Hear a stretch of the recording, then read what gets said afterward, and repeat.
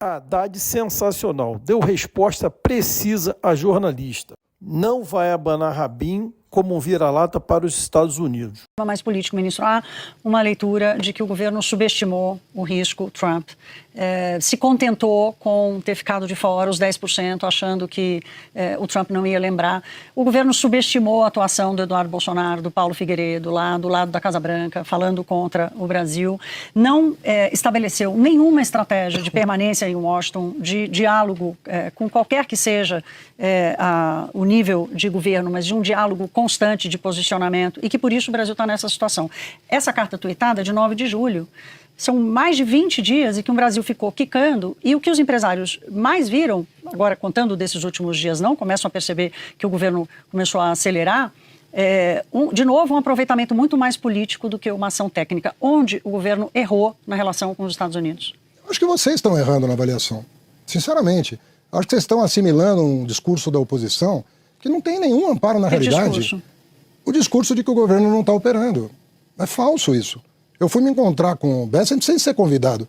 Eu fui para a Califórnia sabendo que ele ia estar lá. Eu tinha outros interesses, que era a discussão dos data centers brasileiros, que é uma questão também de soberania nacional, e consegui, via um amigo comum, que eu posso até declinar quem foi, o ex-presidente do Banco Central, Armínio Fraga, que fez o contato para que nós pudéssemos nos reunir. Então, de maio para cá, eu já estou trabalhando. Agora, não fico alardeando isso, porque não é do meu feitio. Primeiro, ficar fazendo propaganda de uma obrigação que eu tenho que performar.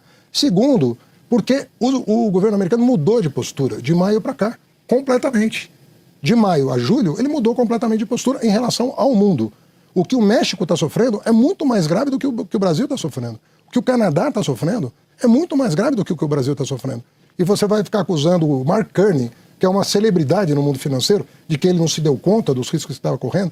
Começa a ficar muito pueril esse debate. Nós estamos trabalhando desde os 10%, eu pessoalmente estou envolvido, o presidente Alckmin não faz outra coisa a não ser isso.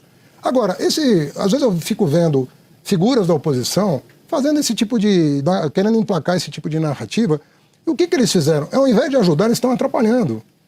Ao invés da oposição ajudar, unir o país em torno de uma agenda racional, de uma agenda de gente madura, eles estão atrapalhando. E esse tipo de discurso que eles estão divulgando só atrapalha as negociações. Quer dizer, você está levando água para o moinho da pessoa que está querendo te taxar, ao invés de defender os interesses nacionais.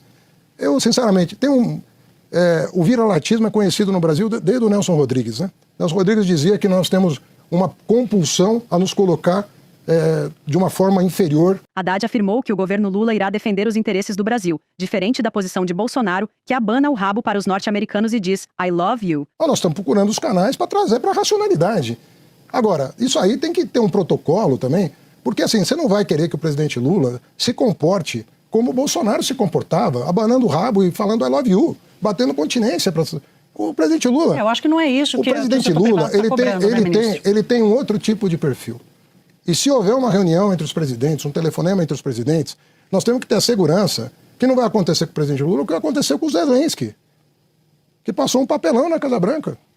Todo mundo assistiu. Então não vale tudo para tentar... Não é questão disso, é questão que são duas nações soberanas.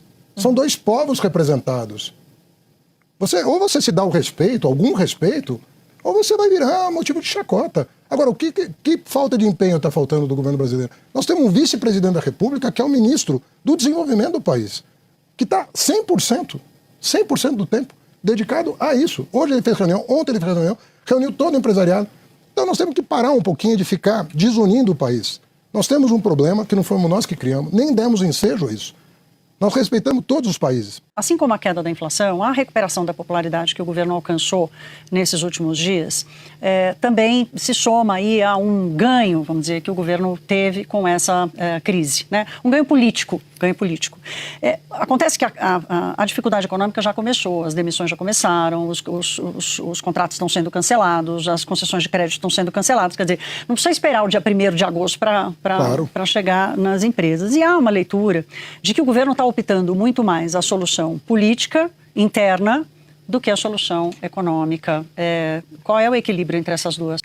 Nós temos um problema que nós não sabemos qual a medida que vai ser tomada pelos Estados Unidos. Você está julgando o governo como se o governo dos Estados Unidos soubesse o que vai fazer essa semana. E nem os secretários de Estado têm completa clareza do que vai acontecer. Ele te disse isso? Não, porque a cada momento, olha, pode ser que não é... Hoje tem notícia da imprensa.